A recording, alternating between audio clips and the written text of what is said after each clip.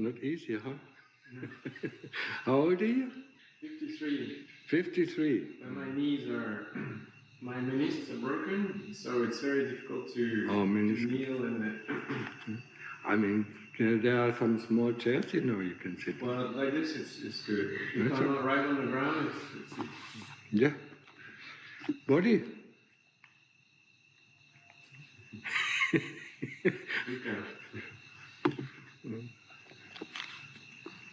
Yeah, or body.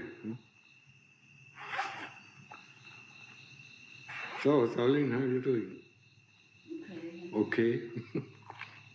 As it is. What? As it is. As it is. As it is. Sometimes I'm confused. What? As it is. Oh, as it is. Yeah, it's always as it is. This year, how old are you getting? Getting 78. 78. Already. You're already 78. So you're in the range of Michelada, huh? So, this body. But we are attached to this body, that's a problem. We love this body. It's been doing me great favors so far. What? It's been helping me a lot so far, so I'm grateful. But yeah, it's. Yeah, I mean, if we use it, for the right purpose, then of course it is very helpful. But most of the people, just looking for fun, yeah? Or other people, just looking to make a living. And what do the people, in Germany do, or in other countries? They work and work and work for what? For this body. How much fun do you have? Think about it. How much fun does this body give us? It gives us always sorrows. It wants to be fed. It wants to put to rest. It wants to drink something. And then it has to work for the food. I mean, it's tiring. In the first 15 or 16 years, we have to to train it to be able to perform these tasks. The first 16 years, our parents are looking after us, hopefully. Some kids, are just thrown out, and raised in foster homes. But that is what the people in the world do, looking after their body. And in the end, the body dies, and in the next life they have to look after the next body. And when does it end? Using the body for the right means, yes, especially after hearing the teachings of the Lord Buddha, finding the way out of the hamster wheel. That is the whole purpose of this monastery, or this is the whole purpose of the teaching of the Lord Buddha as taught here in this country.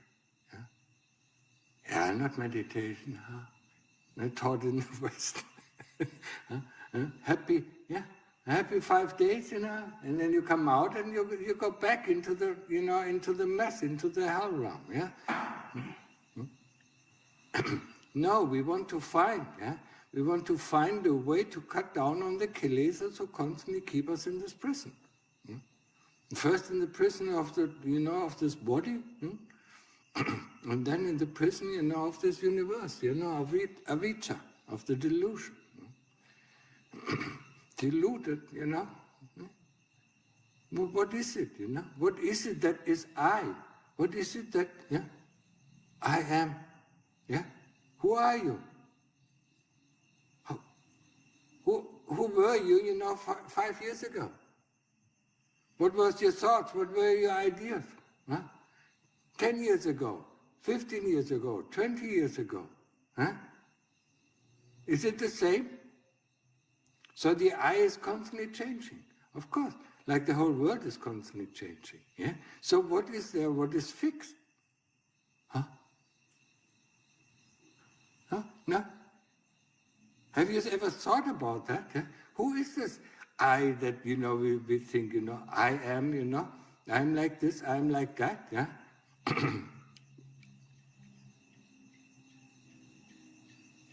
Who are you? You're a combination of character traits, yeah? Things that things that you learn, things how you programmed yourself, but even that, constantly changes, yeah? Once we see some of our actions are not really getting us positive results, yeah, then we change these, yeah? So we change, yeah? People who have been very stingy, suddenly become, see, that it's not a good way, to live, they become very generous, yeah? Or other people who are very rich, because of their generosity, suddenly become very stingy. Things are changing, yeah? We see it, yeah? And we have this. I'm not sure, if this expression exists also in English. The oppressed of today is the oppressor of tomorrow. Yeah? In German we certainly have it. Der Unterdrückte von heute ist der Unterdrücker von morgen. Yeah?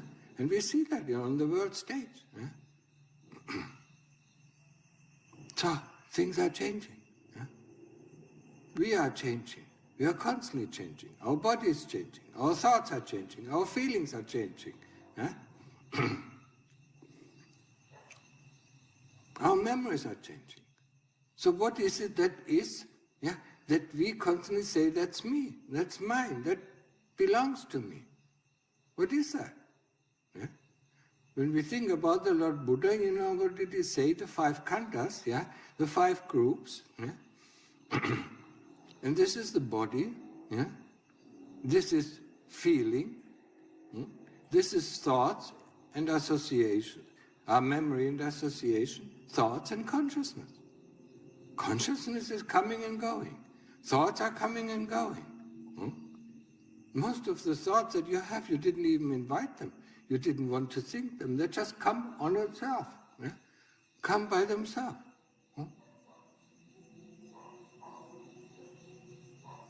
And this talking, at Pana doesn't really help, huh? Dimitri, I told you quite often, yeah? I mean, I see you, yeah? The whole group talking about what? Huh? And then you go into meditation and this conversation is going on into your head for at least 2 hours until you can banish it, and then go back to your meditation, yeah?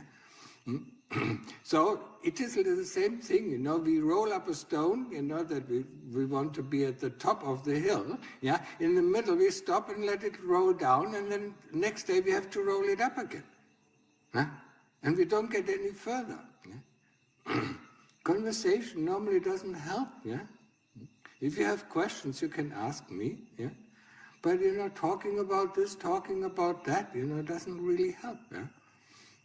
But coming back, to the anicca, to all these 5 groups, that we think it is me, it's mine, it's myself, yeah? They're constantly changing. Our ideas are changing, our memory is changing, our thoughts are changing, and the things, and we haven't invited them. Do you invite, a feeling of depression? Huh? You don't want it. Do you invite a feeling of pain? You don't want it. It comes and it goes. Huh? So whatever appears, it's just like clouds, They appear, sometimes white clouds, sometimes no clouds, sometimes black clouds, yeah? They come and then they go. They come and they go. Yeah? But you don't think, that these clouds are me or mine or myself. The thoughts come and the thoughts go, yeah? Sometimes we invoke thoughts, huh? That's okay, yeah? We can use the 5 khandhas. That's why I call the 5 khandhas being a toolbox, yeah? It's a toolbox, yeah, governed by 2 powers, yeah? One is the power of light, or the power of Dhamma, and one is the power of the darkness, yeah? And that is called avijja. I mean, Goethe said it, Goethe said it one time, I think it was in Faust, yeah? Two rulers are inhabiting my chest, the light and the darkness. Yeah? And there's a constant struggle between the light and the darkness. So if the darkness, if Avijja or if the Kilesas have the handover of the five khandhas, then they do whatever they please with it. Yeah? But we don't notice the changes. Yeah? We don't notice, who is in control. Yeah? Yeah? When you say yourself, okay, I'm going to sit now for 2 hours in meditation or do Chankram for 2 hours, yeah, at the first moment you are in control. And then the kilesas constantly poke at you. Now I'm tired, now it is boring, now it is this, now it is that, it's too cold, now it's too hot, And then, this is the other power that constantly tries, to disrupt, our power, of the Dhamma. Yeah? Lungta Mahabua called it, two. Yeah? There's one throne, the throne, who decides what to do with the five khandhas. Yeah? There's one throne and two people are sitting on it. Yeah? Everybody tries to gain the complete control of the throne. One is the Avijja and one is the Dhamma. Yeah? There's a constant struggle. Yeah? And we see it in our meditation. It's so tiring. Today it doesn't work, maybe tomorrow, maybe I get a real good rest, and then sleep, and tomorrow will be better. Yeah? Who is telling you all these things? And you believe it because it comes into your head, into your brain. Yeah? But who sees that? Who knows there is a thought? That's the principle of anatta. Yeah? Whatever I can see, whatever I can experience cannot be me, it cannot be mine, it cannot be myself. And that is a very powerful principle if we put it to work. Yeah? Instead of saying, I'm in pain, they say, there is pain. Then I can observe it. There's pain. Yeah? We can ask, the pain, do you know your pain? Who gives the label onto what is pain and what is pleasure? Yeah, we give the labels. Yeah, through our trillions, trillions of lives. We have all these labels ready. This is pleasurable, this is not pleasurable. But when we look at society, overall, some people find something pleasurable. While others find the same thing, unpleasurable. How can that happen? So there is no standard, There's no standard for this, So we are the ones who put the labels on it. And during meditation or during practice of investigation, we remove these labels and suddenly we are free of these things, And especially we are free of the reactions to these labels, When we say pain, we want to get rid of it, Now we look at pain and say, okay, that is pain, that is how it feels like, where is it actually located? Where is it coming from? To get free of these labels, to get free of these associations, it's a part of the memory function. It comes instantly, and nearly instantly. If you have enough sati, we can see it, how it forms. There's consciousness, and there's something coming into our senses, And that moment, something comes in our senses. Memory and association is trying to find the label for it. And depending on what label it is, we react. We like it or dislike it, or we are neutral. If you have sati, you can see all these things working. You can see how the mind is working. It's just like, just like a good programmer knows how the computer works. He knows, what is coming in, what is going out. And actually, it's not so different from what us. Zero and ones coming in, and zero and ones going out. So where's the big deal? But we make a big deal because we assign certain values to a combination of zero and ones. So we assign a certain value, we assign a certain value to this kind of feeling or that kind of feeling, to this thought or this memory or that memory, and that's how we, that's how we live, yeah? And that's how we are captured by it. We are captured by our own association. And during our life, we can change these associations, some things, when we were kids, we didn't like this, and when we are adults, we certainly like it, we are more comfortable with it, yeah? Or we like certain things as kids, and as adults, we find it absolutely ridiculous. How come? Nobody teaches us. It's our own programming, yeah? And meditation and investigation is unprogramming ourselves, is freeing ourselves from these associations, from these labels. Yeah? What is pain? So let's investigate pain. What is thought? Let's investigate thought. What is the body? Let's investigate this body. Yeah? What does the body give us? Yeah? What kind of pleasure does the body give us? Yeah? In German, there's a saying, we run with the head against the wall because it's so nice when the pain goes away. Huh? Kennst du das? Yeah? That's exactly it. Huh? The difference between pain and the loss of pain. Hunger and the loss of hunger. That's why we think, it's so pleasurable when we eat, yeah? But when we are full, we don't want to eat. Because if we continue eating, we throw up. And that it becomes unpleasurable. Yeah? Everything exceeding its value, becomes unpleasurable or pleasurable. Yeah? So, when you think about, I've been to Thailand, what was it, 87 or something like that, that's a long time. Yeah? We went to the beaches, of course we loved it, but yeah, later on reflecting about it, we heat ourselves up until we can't stand the heat, then we go into the cold water until we can stand the cold water anymore, and then we go and, lie on the beach, and heat ourselves up, and then cool ourselves down, heat ourselves up and cool ourselves down, and then in the evening we say, that was the most pleasurable day. Is this changes from very unpleasurable to pleasurable, to removing, to removing the pain. Then I say to the people, just put a bucket of hot coal, and a bucket of ice water, and then just put your hand in. It's the same thing.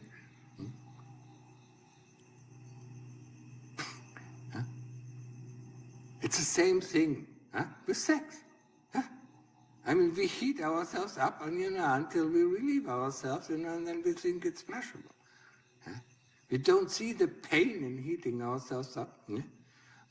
And we don't see, the exhaustion that comes from it.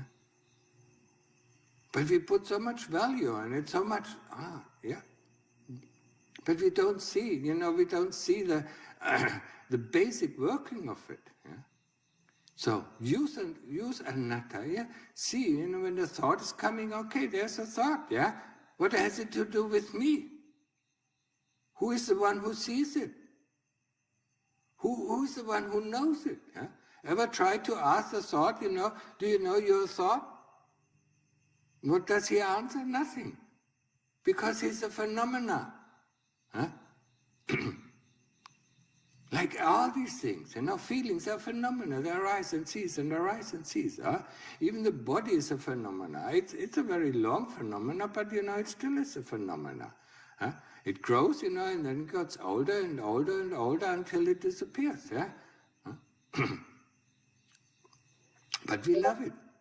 We love this body just like we love our car, Nice, you get into the car and you drive anywhere where you want, you get into the body and you can go and walk everywhere where you want, Or you can do all sorts of things, it's a fantastic machine, Nobody says it's not, No, it's a fantastic machine. And with every kind of fantastic machine, just nowadays the people, are completely taken in by their smartphones. They can't let go of their smartphones anymore. So is the body, you know, I mean, it can be absolutely creative, but it can be absolutely destructive. Yeah? We can do whatever we want. Yeah? I mean, we can build high rises, you know, we can take land from the sea, you know, and, you know, whatever we want. Yeah? Create art, you know, fantastic art. Yeah?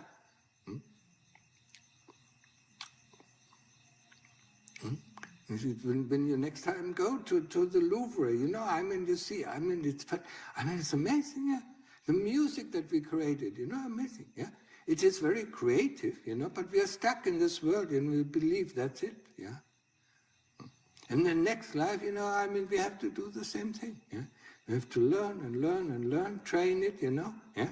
And the residue from our previous lives, you know, comes on, yeah. It's like, you know, I mean, you have the old computer, yeah? Huh? I mean, it is, you know, it's not functioning anymore, so you take the hard disk out, you know, and put it in a new computer, and the programs are still the same.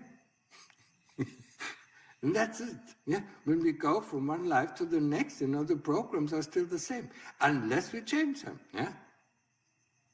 Just like with a computer, we see this program doesn't interest me, or this game doesn't, you know, I mean, doesn't hold me anymore. So we erase this game and put on a new game. Yeah, that's all. Yeah? But where's the value in it? Yeah, we do have to maintain this body. We do have to work for this body, and that is at least, you know, I mean, in the Western world, at least 8 hours a day or 9 hours a day. Yeah. Of our precious time. We go in the morning, we are fresh, you know, in the evening we come back, we are like slightly exhausted, we eat something, you know, and watch a telly, or nowadays watch our smartphone and then go to bed. Where's the fun in it? Ask yourself, yeah? I mean, you sit here, you know, you hear this thing, you know, ask yourself, where's the fun? What kind of fun does this body give us, yeah? The fun arises in our, you know, in our feelings, you know, in our seeing, in our hearing, and things like that. Yeah, but it doesn't arise in the body.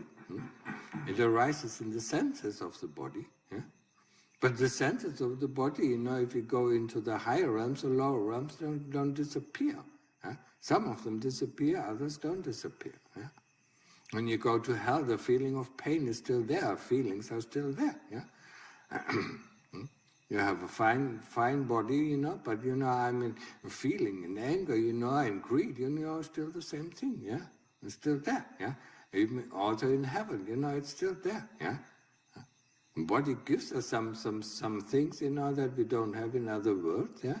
But, you know, I mean, it's not that we don't have it in other realms. There are 30 realms of existence, yeah? 25 are in the heavenly realms, you know, and 5 are, you know, in human, animal, and ghost, and demon, and hell realm. You know? So, it doesn't change, you know, we're going up, you know, we're going up the roller coaster. Yeah, sometimes I also call it a roller coaster. It's a nice picture.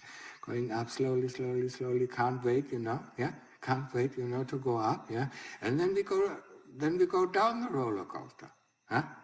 And that seems to be a lot of fun for us. You know, we cry out, yeah? Going up into the heavenly world is a very, very long and tedious way, yeah? Going down to hell is very instant, yeah? Very fast, yeah?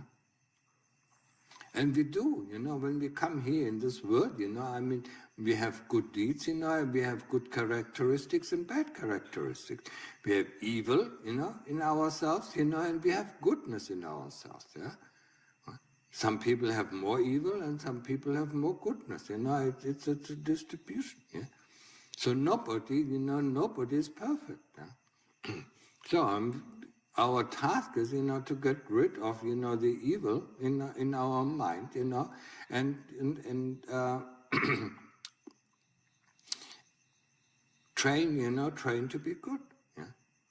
And only once we train, you know, once we train to be good, yeah, then we can get rid of the goodness, yeah? And then we don't get reborn anymore, yeah. If we overcome evil and good, you know, I mean, we are not born again. We stay there in eternity. Yeah? That's what is called Nibbana. Yeah? Extinction. Yeah? Whatever people, you know, whatever the Lord Buddha, he described it in quite a few words. Yeah? the fire is extinguished. Yeah? The fire of desire. Because desire is that what, makes us, restless. Yeah? Restlessness. What is restlessness? Have you ever investigated restlessness? What is it? It's a fire that burns in us, that doesn't have yet an outlet where it goes out. One of the asavas, one of the outflows. Yeah?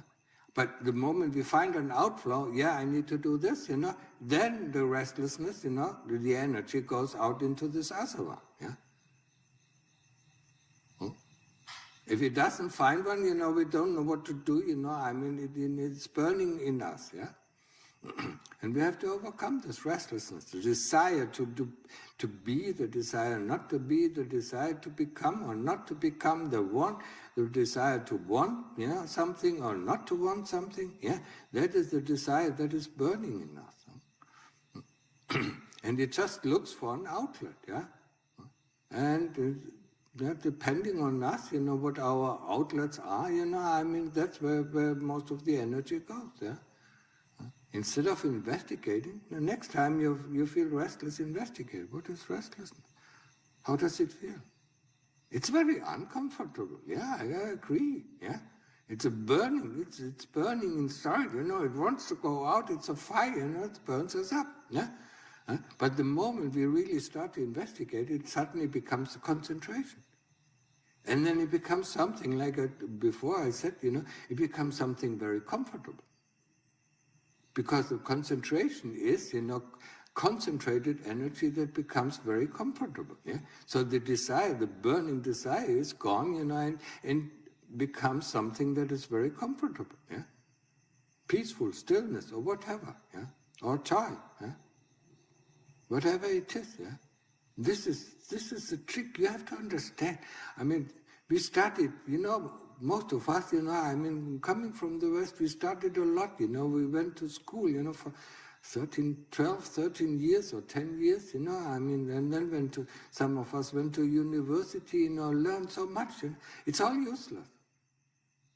What we learned, it doesn't help us, it helps us in the world, to make a living, yes, that's all, yeah, but most of it, it's, in German we say it's for the cats. For the cat. Useless, yeah? What you learned in school, how useful is it in your daily life? Does it give you a handle on your desire, on your burning desires? No. What do you want, yeah? Why do you want it, yeah? And what is the result of our doing? That is the thing that we should look for. If I want something, what came before? Yeah? What do I want? If I get it, what is the result of it? Yeah? We never think about it. Yeah? We never think about in cause and effect. Yeah? We have to look at the cause, and we have to look at the effect, yeah? To see and understand what is going on. Huh? To dismantle this computer into bits and pieces to see 0 and 1. Yeah? You have a nice movie on your computer screen or on your smartphone, yeah, and you should have a switch where you can switch, the information back to 0 and 1. How long would you watch it? 0 and 1s, going around your screen. Nobody. But as long as it's displayed, as some sort of graphic, or some sort of text, we are mesmerized by it, yeah. But actually what is happening inside the machine is 0 and 1. Nothing else. I studied computer science. No, computer engineering actually. So I know. I know what is going on in a computer, and it is not very different from what is going on in our head, yeah? We see something, we associate it with something, and then we fall for it. Huh? Just like people fall for it, whatever, yeah. Nowadays they fall for their smartphones, whatever it is, yeah, and believe the AI, yeah. Where does the AI get the information from? When you went to, you are old enough, when you went to university, we went to the library, when we started, we went to the library, yeah, we know this person, wrote this kind of book, so we took this book, you read a few pages, took some notes, and then, went to another book, but at least we knew where the information is coming from. Is it reliable or not reliable? Now you ask AI, you don't know where the information is coming from. You don't know how reliable it is. And I tested it out quite a few times. You have to ask at least 10 or 15 times, before you get to know, And the first statement is completely wrong once you dig down a little bit deeper. Yeah, but what about this? Yeah, yeah, there. Yeah. And then what about that? And so on. Yeah, until you get a complete different, conclusion to what it first gives you. But most people, go for the first. So they are deluded, they're even more and more and more deluded, yeah? And that's what, that's what our government loves, yeah? The more deluded people, the more easy believe, the more easy they can control them, yeah? Just put out something, yeah? You remember COVID? Yeah? Now it comes out, it was just a flu. Yeah? And what did they say? Yeah. Oh, how did they punish us if we didn't put on a mask or didn't take the injections? Yeah, and now it comes out that the injections, are more lethal than the COVID itself. Yeah, but we believed it. Yeah, because we didn't inform ourselves. I don't trust. Yeah, I mean that was a nice thing. I was born in the 50s, so the teachers, the teachers in Germany, were very aware of what happened during the World War II or to the Nazi regime. So they taught us, to be very critical of what is given. Yeah. So some of the teachers said, you believe what I say? And the students, of course, said, yes. Don't believe what I say, huh? I can be wrong. Show me that I'm wrong. Yeah? That forms, that forms a little bit. So, believing everything, other people say, it's certainly a downfall. And we have to do the same thing, yeah? With the kilesas that constantly tell us, this is like this is like this I want, this I don't want, yeah? Be critical of them, yeah? Don't trust them, yeah? Because they are only there, to deceive you.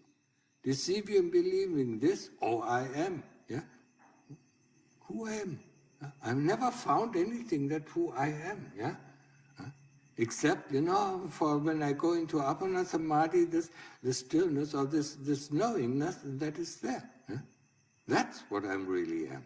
The knowingness of the phenomena that are around me without associating to these phenomena. Yeah? The distance, to see. Okay, yeah. Like, you go to a movie and this is a movie, it's not real. Yeah? But remember when you went to an interesting movie, how it affects you? Yeah? You cry, you laugh, and things like that, yeah? It's the same thing. But now it is in front of our eyes, yeah? And that's why we believe it's real. Yeah? Get down to it, Investigate these things, yeah? Don't get fooled by the kilesas who constantly tell us this or tell us that, yeah? Put a check mark on them, yeah? Why should I do this? Yeah? Why should I go to sleep? Yeah? Huh? Because you tell me I'm tired? Okay, then you go to sleep and I walk, yeah? It's amazing, They will protest for a few times, but if you continue walking, they will give up. That is what they do. In the end, if we are stronger than the kilesas, they will give up. And when they give up, we feel peace. Yeah? And joy. So, I guess I've done... I gave a little bit, of encouragement, hopefully, for you to practice even harder, yeah? If you have any questions, can ask them. I won't be here for, until the end of the week, yeah? I mean, I leave on Tuesday, yeah, Thursday, Wednesday, and come back on Sunday evening, probably. So, I mean, if you have any questions, about your practice, then go ahead and ask them, yeah?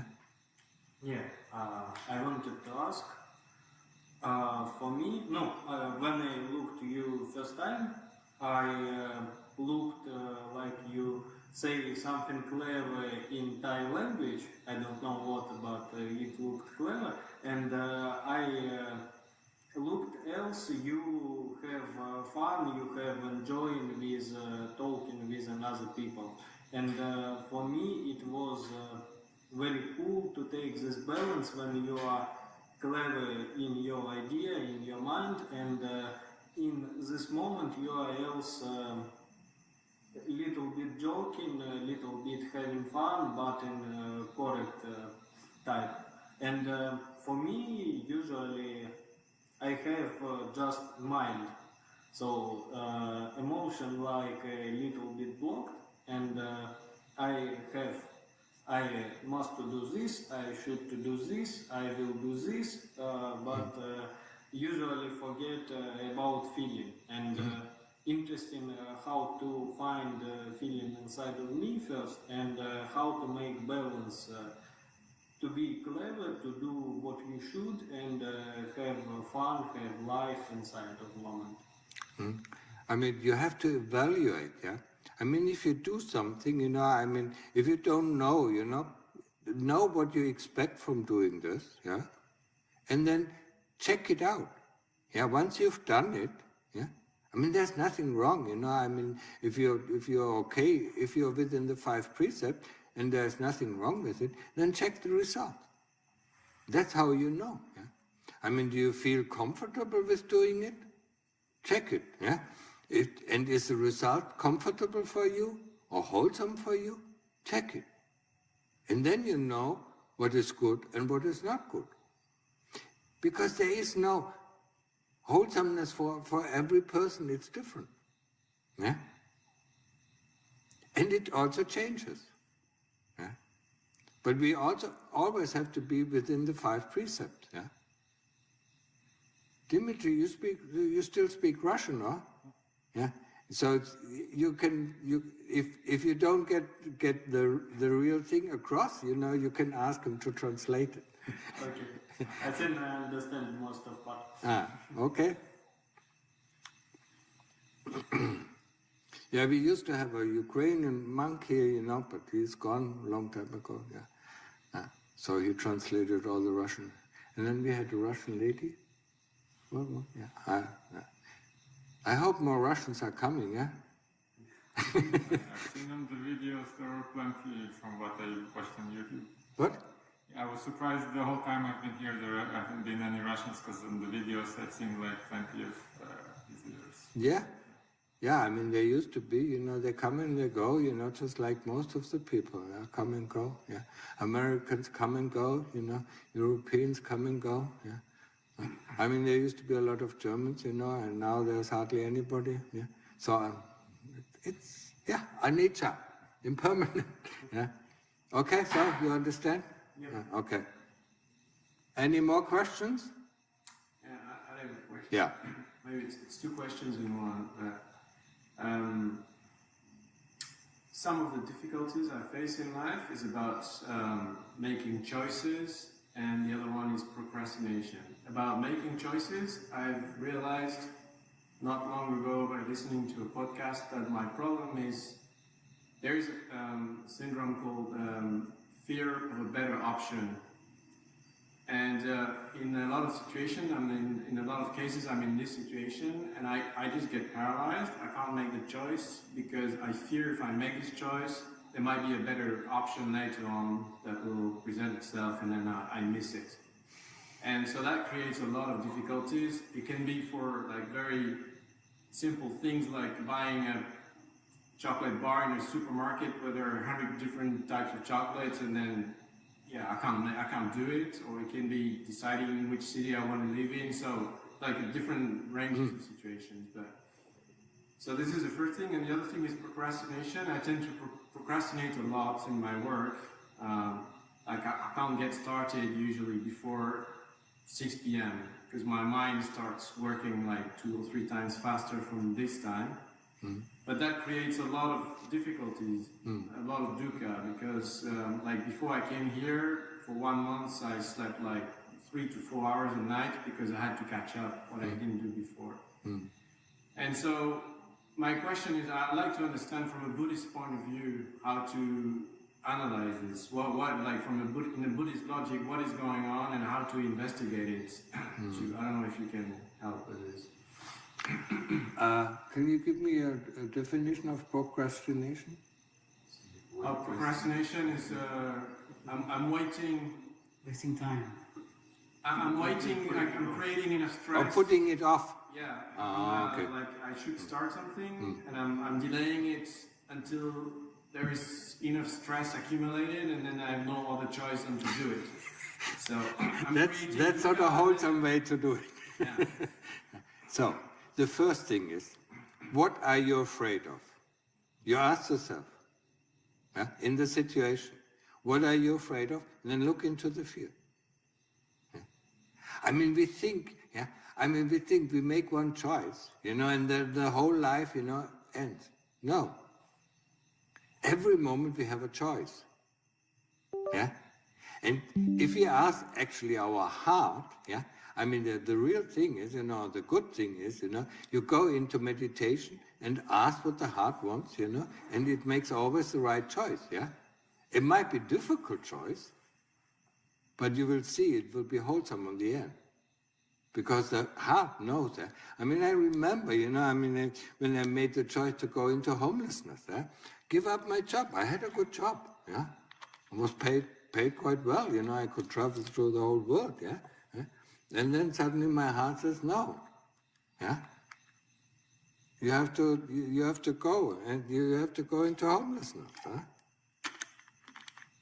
And I said, oh wow, what am I going to do? I said, okay, it will come up, yeah? And then I went a step, and I was never more happy than before. So I always give the advice, to ask your heart, what am I really wanting, yeah? And to push things, into the future, what is it, why can't I now make a decision now? I try it out, I examine it, what the result of my choice is, yeah? And if I see it's wholesome, then it's fine. If I see it's not wholesome, the next time I don't make this choice. That is a wholesome way to do it, yeah? Yeah?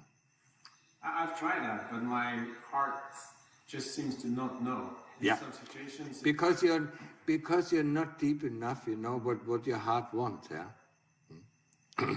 You have to get really, you have to get really deep into meditation, yeah?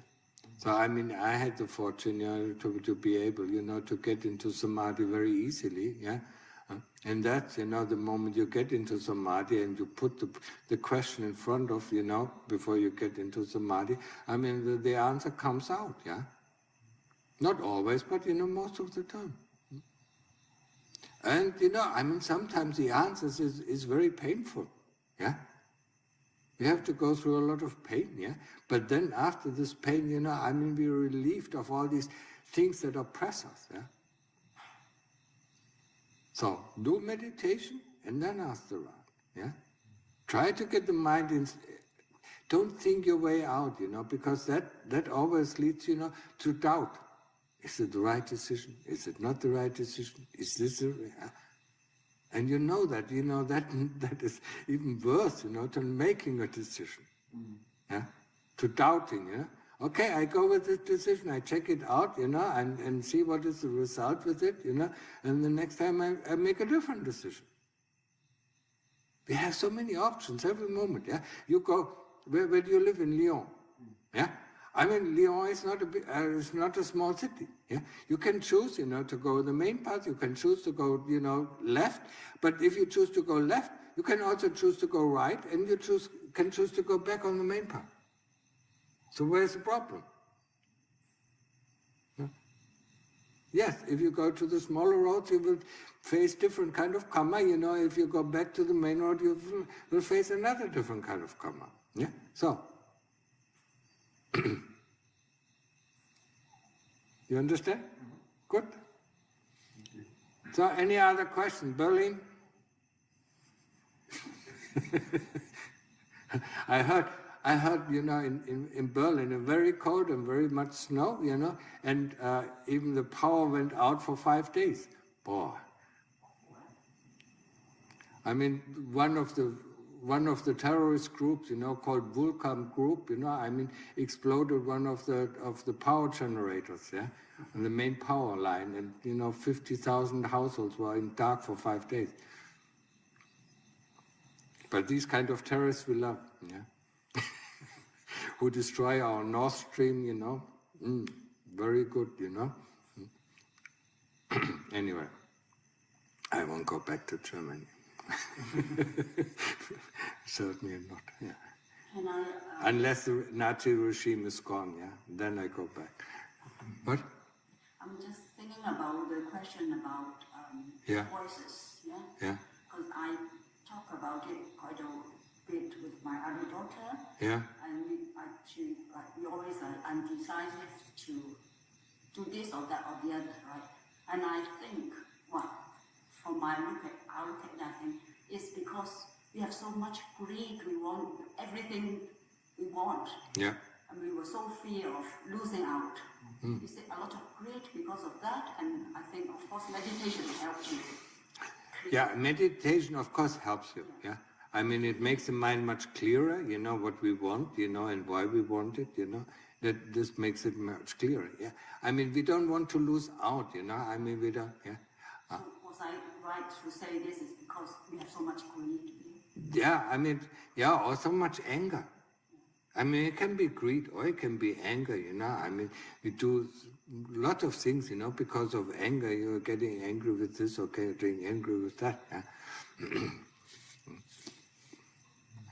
yeah, I mean, that is the right choice, you know. Go down in your heart, you know, and see. Yeah, I mean, yes, I lost my job, you know. I lost the pension, you know. Yeah? So what? I have a much better life now. I retired with 31. Yeah, but this you only know afterwards. That's the thing. This is why it makes choices difficult. Because if you when you make this choice, You don't know. if you could project yourself 20 years later, Yeah, and that then, is- and then you hear yourself saying, "Well, I have a much better life now," then the choice is easy. But the problem when you make the choice is that you don't. I didn't know. Yeah, this is the difficulty. I didn't know, but you know, I knew I had something, you know, that gave me, yeah, the samadhi, sitting in samadhi, that gave me the assurance it cannot be that bad. Yeah. So you have to have this, yeah? Yeah. You have to have the basis, you know, before you can make extreme choices. Yeah? But you will always lose out, even if you stay on the same path, yeah? If you don't make any choice, you know, if you don't change the path, yeah? I mean, how do you know it's going good? Huh? Tomorrow they tell you you're jobless, yeah? I mean, you're fired from your position, yeah? But if you have made, you know, a week ago the choice to go to another company, would have been a better choice, no? We never know.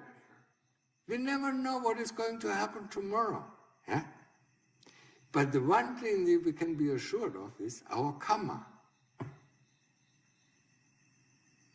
The karma will come back to us in what kind of form or for whatsoever, yeah? If we have good karma, you know, it will come back to us. If we have bad karma, you know, we cannot avoid it, yeah? Yeah? So making choices is actually not difficult. We just test it out, yeah? I mean, when we are kids, you know, we test out everything. Huh? We ride down, you know, with our bikes, you know, down the hill, you know, and smash the bike, you know, okay, we get up, you know, and go home, you know, and fix the bike. So, but as an adult, we wouldn't do that. When we think about the consequences of riding down that hill, you know, with our bike, you know, over all these stones and so, oh, I could break my leg, I could break my arm. As a kid, we don't do that. We just do it, we test it out, huh? Isn't it interesting? The older we get, the more afraid we are. Okay? Yeah, you tell your sister, I mean, she will lose out anyway, or she will win anyway. Daughter. Canada. She's Canada. Huh? Yeah, okay. Well, she's in England at the moment. In England. Yeah. That is not the best place to be. I'm not sure. Germany, England, France, they all want to start a war with Russia, I mean, that's not the place.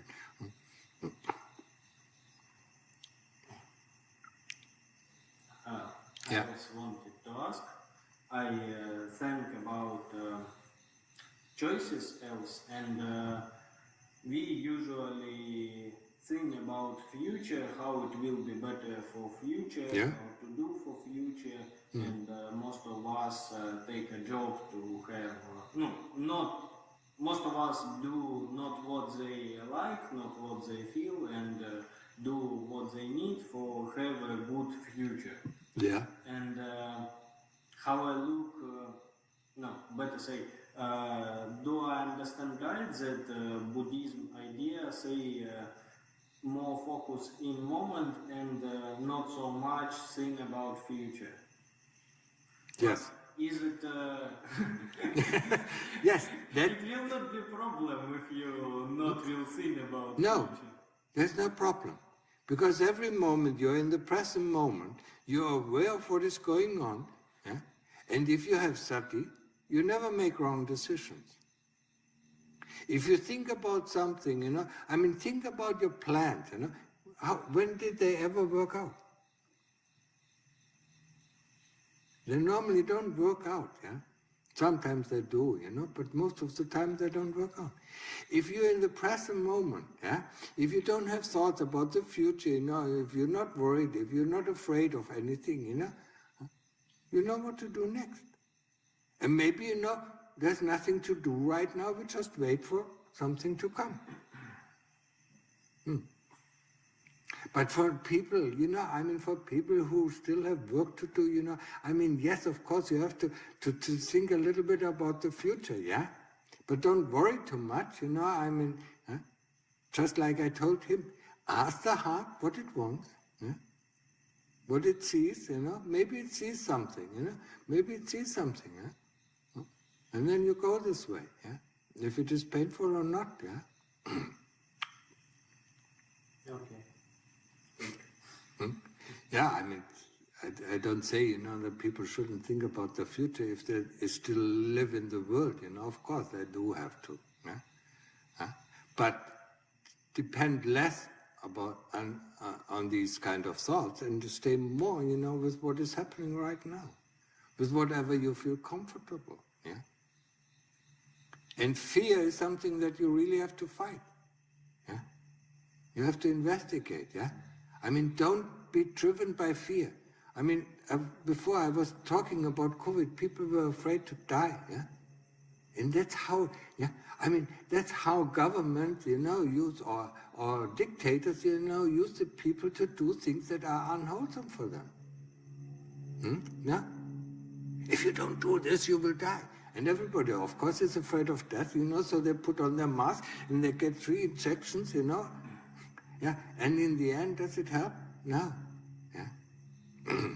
Fear is the ruler of the monarchs or the government. Yeah. So, what is fear? Get comfortable with fear. And then it won't bother you. Yeah? And then you can make real good decisions. Yeah. If you make a decision out of fear, it's never a good decision. Confront the fear, and know especially that the fear is a kilesa. I didn't know that in the beginning. Huh? Nobody told me, even when I was, when I was in England, in the monasteries, or in the meditations, nobody told me that fear was a kilesa. The first one who told me, was Lungta Mahabua. If I would have known that, so much easier, yeah? You just know, it's one of the kilesas, who wants to drown you, to do something that is unwholesome. Yeah? It's much easier to fight. Okay? Yeah? Just on that, like there's always lists in Buddhism, 10 fetters, Yeah. 5 hindrances, so that there's no list like of kilesas, so anything can be a kilesas. Is there like, how do I know if something is a kilesa or not? There are three. I mean, if you remember what I said about, there's avijja, yeah, that's a mastermind, and the avijja has 3 armies. There are greed, hatred, and delusion, yeah, and these armies consist of soldiers, yeah, and the soldiers are the kilesas, yeah. I mean, in Buddhist terms, they're called asava, outflows, yeah. So. But yeah, there's like. They're not you, but they're in your heart, just like I tried to explain, yeah? There are 2 masters sitting on the throne, trying to sit on the same throne, yeah? But again, there are plural, but you can define, it's anything as a kilesa as long as, it fits certain characteristics. Yeah, I mean, they're actually also good kilesas, Okay. yeah? They're the kilesas who make you sit down and practice, yeah? They're also kilesas, yeah? Interesting. Yeah? Because they're all determined by will, yeah? If I want something, yeah? I mean, without the will, yeah, that is also a form of the kilesas, I wouldn't be able to transcend to Nibbana. Only in Nibbana, the will, yeah, or avijja, the power over all this, disappears. So you use the kilesas against the other kilesas. I mean, just like, you use 2 groups, The left, in the France, and the left, fights the right, and the right fights the left, Yeah? I have a tricky one. How do you distinguish will and desire? Where does will stop and desire start? I mean, without will, there's no desire. Without, yeah, okay. But will is important, and desire is toxic, so how do you... Desire can be not toxic. The desire to go to Nibbana is not toxic. I mean, it always depends on the direction the desire takes. Yeah? Desire to have power over other people, that's toxic. Huh?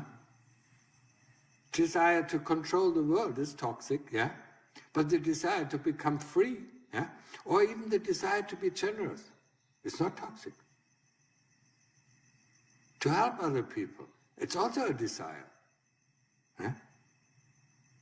That's why it's so difficult, It's so difficult. That's why I said, I mean, classified what is wholesome for me and what is unwholesome. Yeah? So the desire that goes into the unwholesome, we let go. Yeah? And the desire that goes into a wholesome, we develop. Okay? So, okay, then no more questions, then let's go, yeah? What? I have a lot. You have a lot. If you have a time. Yeah, a little bit, yeah. One, yeah. How long are you going to stay? To 15 or to 16 morning, I think. What? Next month or this month? This month. Why?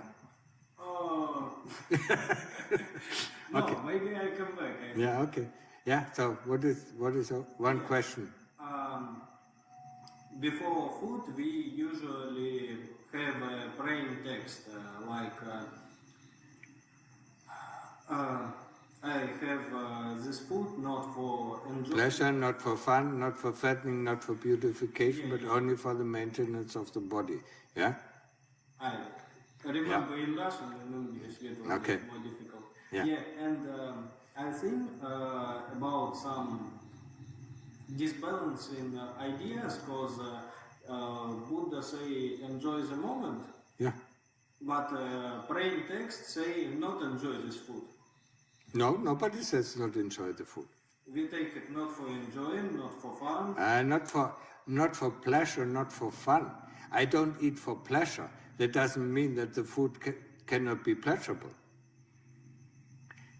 But if you only, eating for pleasure means you only pick out the food that is pleasurable. А можешь перевести? То есть не то, то, что для удовлетворения, то есть то, что ты...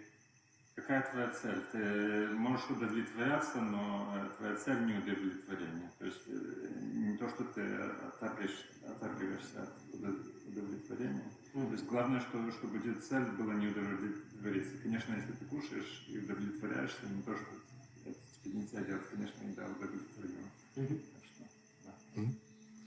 I mean, there is nothing you cannot change our experience of the tongue, and the association that comes that something is nice tasting and something is not so nice tasting. You cannot change that. But you don't indulge, in only pleasurable food or overeating because the food is pleasurable. That's what the meaning is. That is the reflection, yeah? And like I said, I think that the last time I said, somebody, I think it was Elam, yeah? I mean, I said, just get, when you eat the food, get the 7 tastes that it's made of, yeah? And then you see, then the desire reduces, but the experience is still, either pleasurable or not so pleasurable, yeah? Okay. Yeah. Get the 7 tastes, get the salty, get the, bitter, get yeah. And then there's no desire, actually, because, it's all the mixture of the 7 tastes, yeah? Okay? So, then let's end the session, yeah? Yeah, and make the most of the time, yeah? There are not so many places, even here in Thailand, where you have the freedom to practice.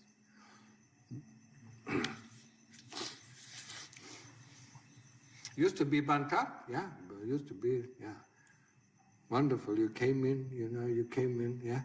And, in the English monasteries where I was, most of the time was working, yeah. You worked, 3 hours in the morning, you worked 3 hours in the afternoon, and then you were tired, and you couldn't even sit, yeah. Meditation center in Germany is the same thing, you had to work, and then I came to Pantai. What do? Oh, I can sit 24 hours a day. Wow. Nobody disturbs me. Huh? Yeah. That is the freedom. Yeah? That's the freedom that's giving. But of course you have to have self-discipline, yeah? Otherwise you sleep 24 hours. Self-discipline is, is required, yeah? Okay? Mm-hmm. Good practice, yeah?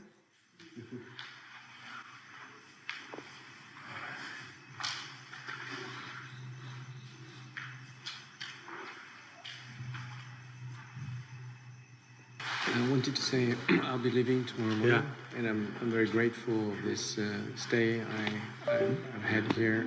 Okay. It was it really helped me to center my heart. Okay. It felt like this. Okay. And I also would like to add that when I went on Pindabat, Yeah? I was very extremely touched by the generosity of the people. Yeah. And that really increased my faith in the practice to see how much energy, support there is. It's very touching. Coming from Europe, it's difficult to understand where this energy That's why I tell the people you have to come here to Thailand, to see the culture of Buddhism. Yeah. It's it gives a lot of faith and strength. You're welcome. Is this money or it's just... No, it's just I put some money in there and Okay. I was told. Okay. You want...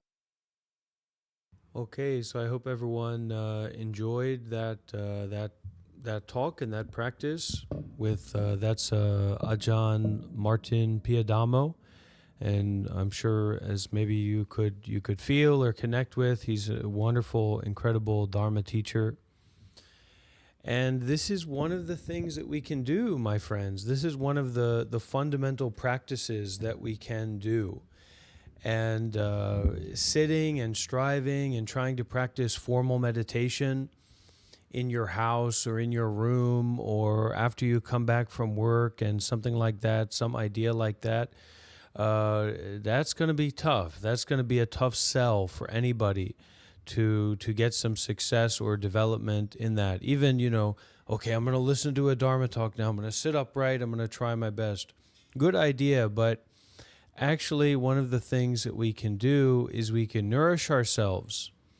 We can bring this energy, these talks into our environment, and we can listen. We can lay down and listen. We can walk and listen. We can breathe and listen. We can cook and listen. Maybe be careful about the cooking, but very resting and being aware and listening closely and listening deeply. And then other than that, you make sure that you have this emphasis on generosity in your life that kind of opens up your chest so that energy from the Dharma teacher can get through, can reach your heart. So we will see if anyone has any questions or would like to share anything. And one of the things that Ajahn talked about and said here was about it's not very useful to just sit around and talk about these things. There's one text, I believe, early Buddhist text talking about there's only really two reasons or two things to talk about when in the company of real spiritual friends. The first one is to talk about the Dharma, and the second one is to not talk.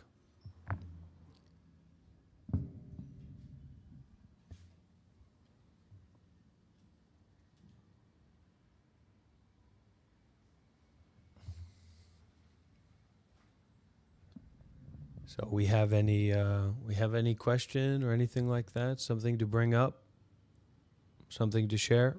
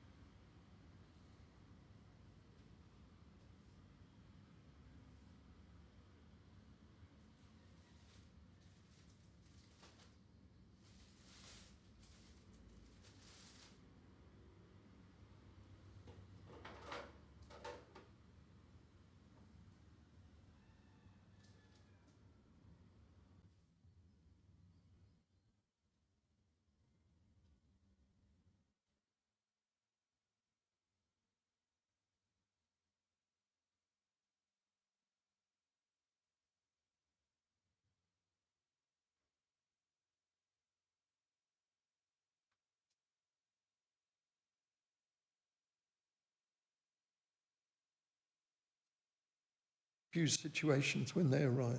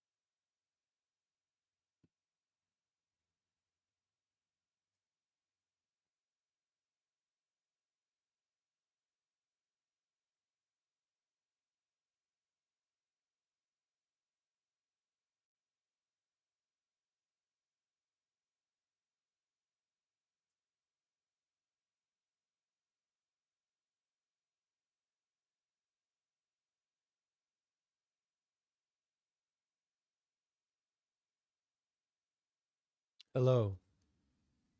Good day to you.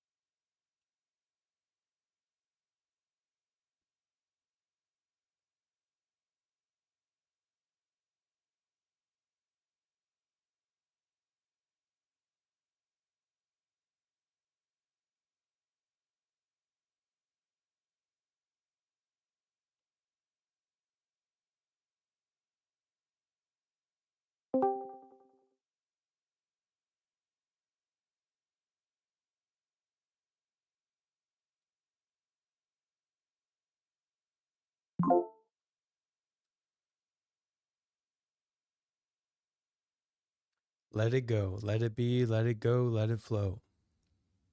Ups and downs and all arounds. Arriving back in the here and now that is timeless. Well, you look into that, right? You investigate that. Ajahn Martin Piadamo was talking about that. You notice the fear, you bring up the fear, and then instead of thinking about it and questioning about it, you go right into that feeling. What is that feeling? Where is that feeling? What is it about?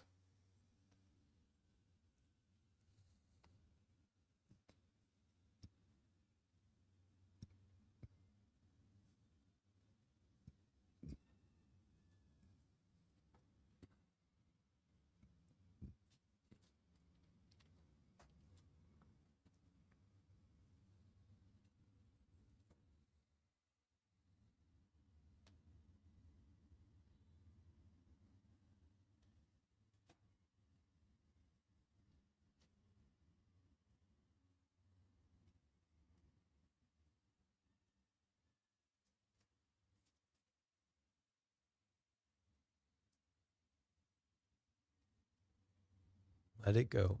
Let it flow.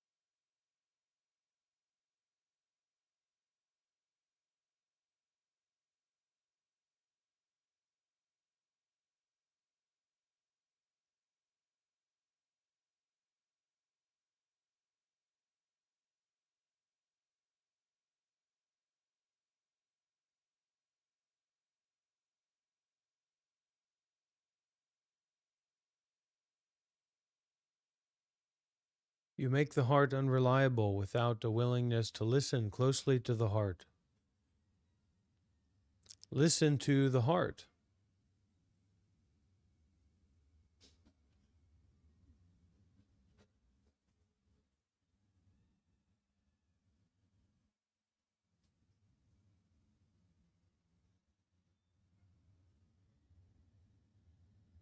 Listen to the heart beating. Get out of your head.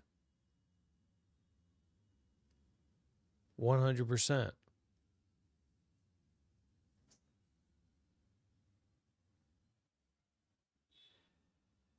Get out of your head.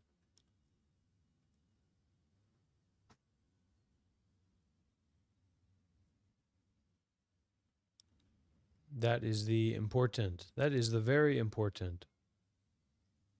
And you get out of your head by going in, by going inside, going deeply inside, direct experiencing.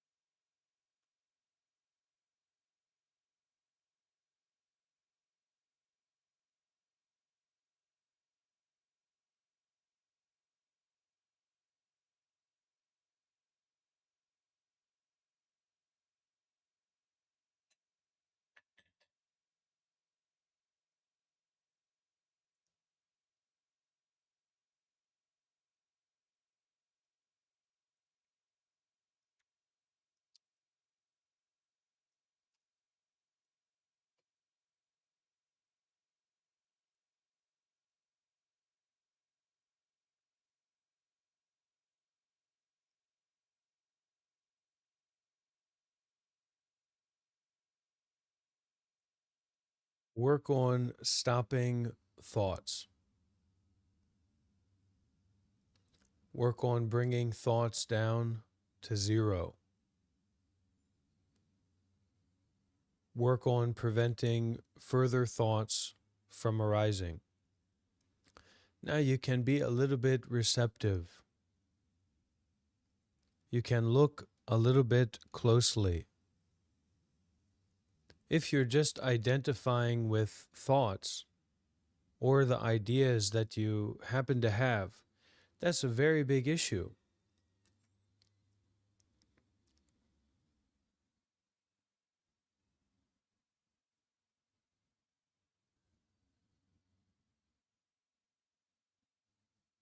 That's a very big problem.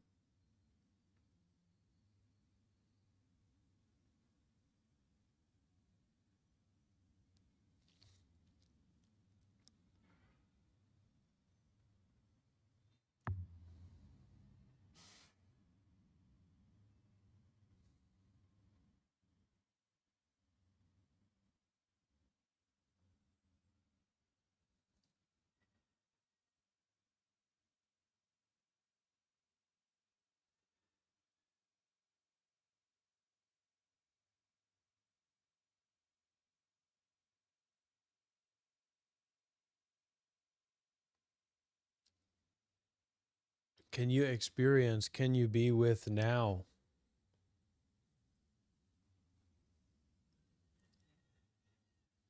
Not thinking.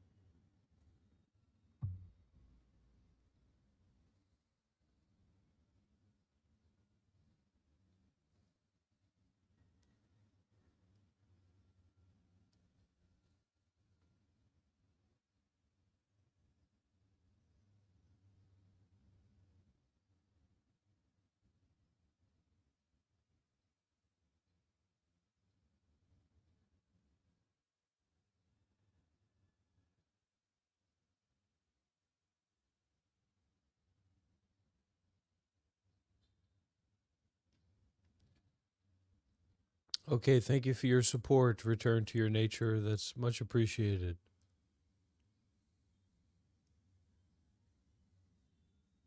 We have over 50 members now on the YouTube membership program, so that's great. Thank you.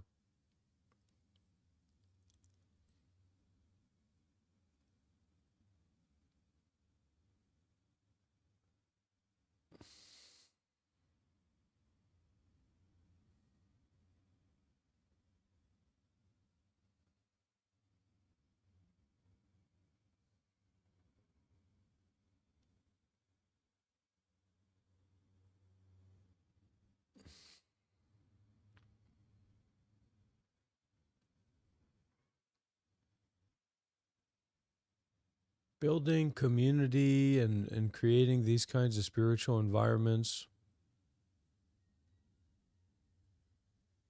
it takes a lot of time and a lot of good conditions to come together, and a lot of personal investment, personal sacrifice.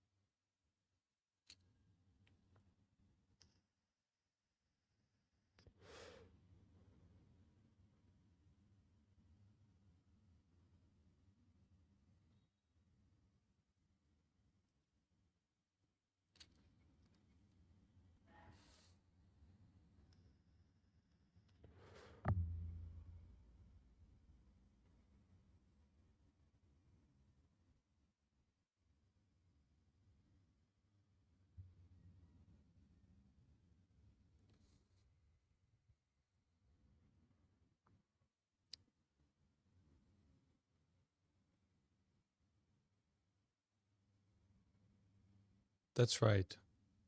That's right.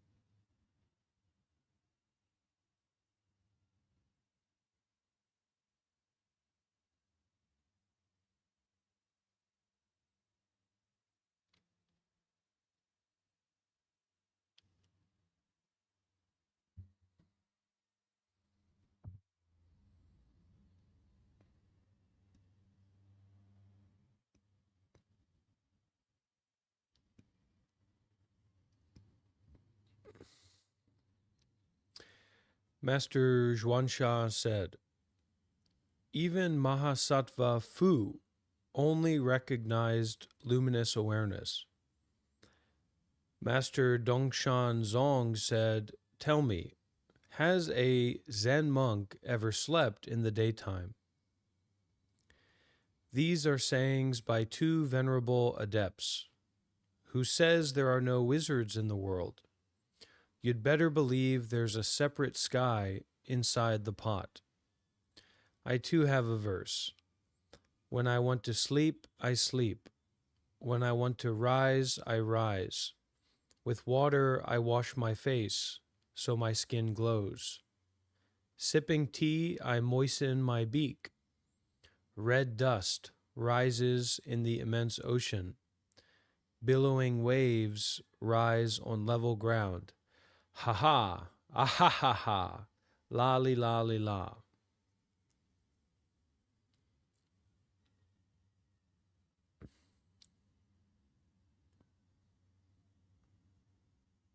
Master Chai Ming said to an assembly, "The true nature of ignorance is the nature of Buddhahood. The illusory empty body is itself embodiment of reality. If you can actually believe in this, you will undeniably save effort."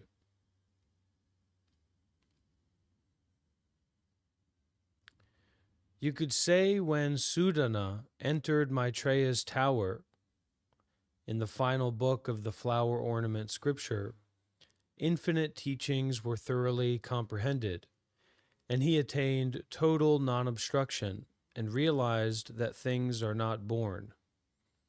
This is called acceptance of phenomena having no origination. Infinite realms, self and other, are undivided on a hair tip. The 10 times, past and present, are never apart from the immediate moment of thought. Now I ask you people, what is the immediate moment of thought?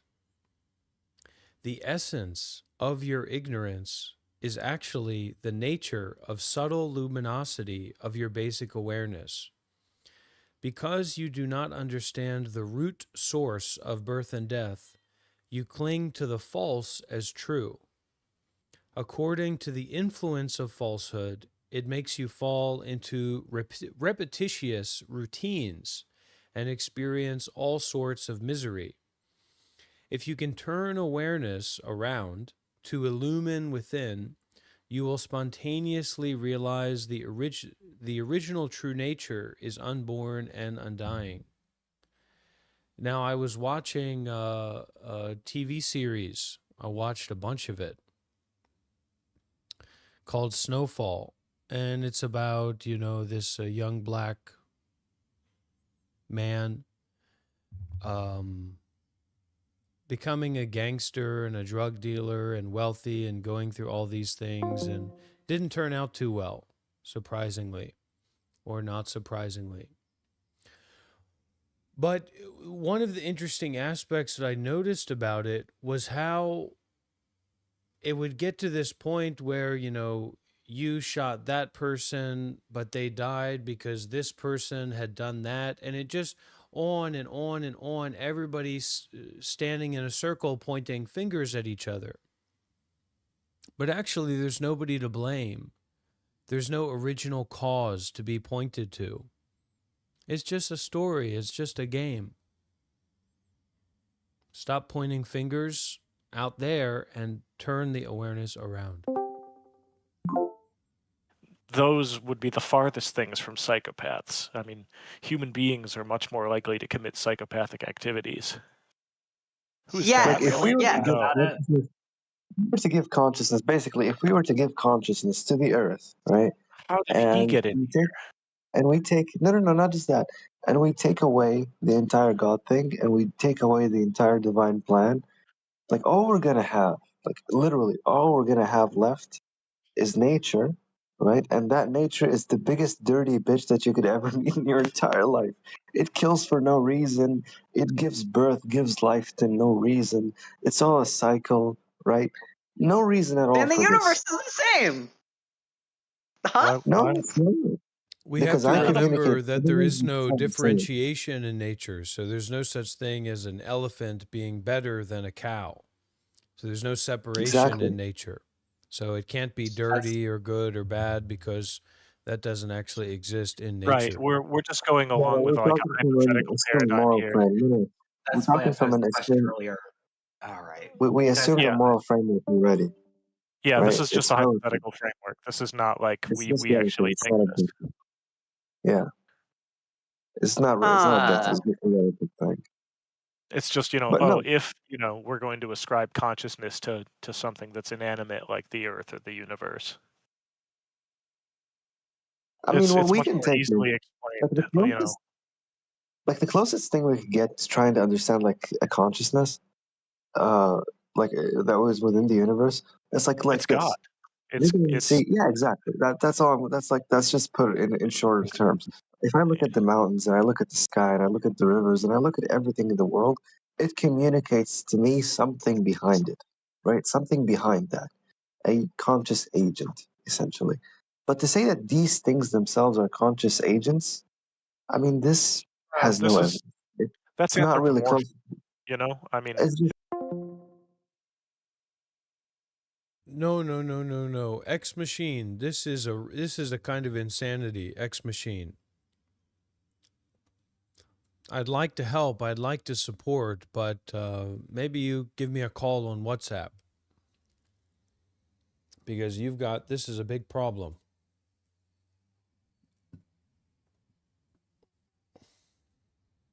Give me a call on WhatsApp. That's the number.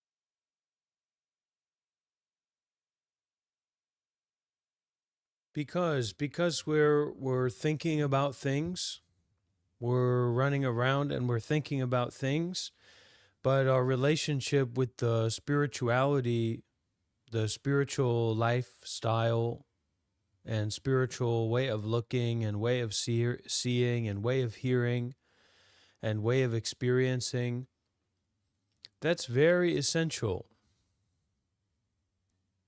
to not thinking about it on our side, thinking about it for ourselves. Your whole life has just been you thinking about things for yourself, of yourself, by yourself. So there's no need to do that in approaching the spiritual truths. So we're not controlling breathing, controlling heart, growing energy. We're not doing any of that. This is more like a returning to awareness or returning to being, a realizing or remembering being. That's the important. That's the very important. So instead of controlling breathing, so controlling the heart, just breathing.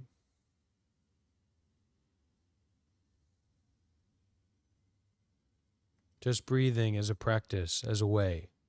And thank you for your donation.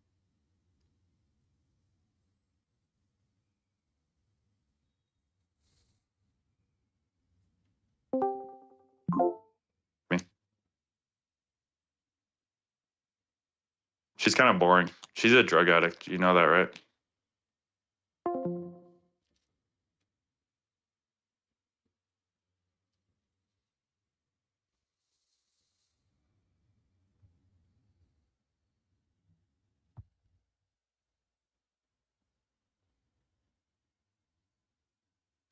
Okay, everyone.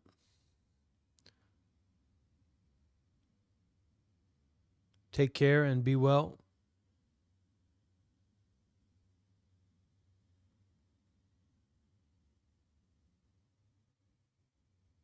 Be free. Be free from the thoughts that you have about yourself and your life and other people. That is awareness.